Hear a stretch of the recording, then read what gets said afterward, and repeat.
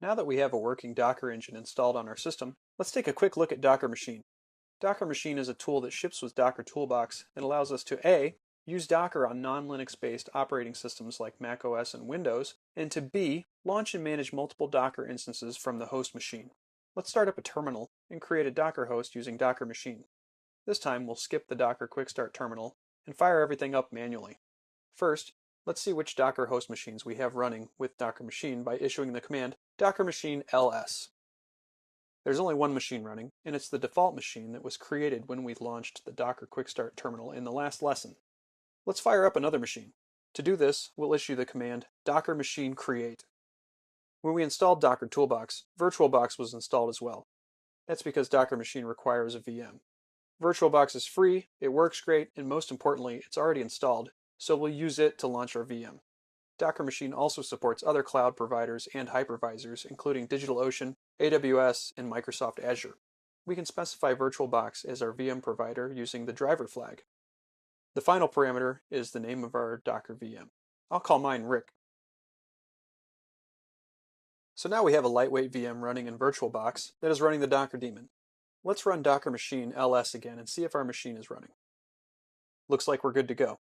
Since we have the Docker client on our local machine, we can issue commands at the remote Docker daemon as if it were on our local machine. Let's see what happens when we try to list the running containers on our VM using docker ps. Oops, running docker ps listed the containers running on our default machine. We want to be able to issue commands to the new machine, Rick.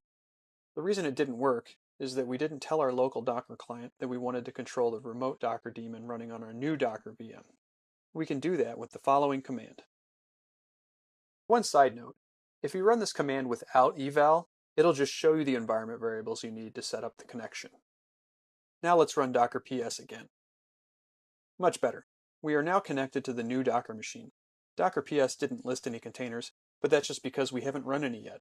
Let's run our O'Reilly HTTP application once again.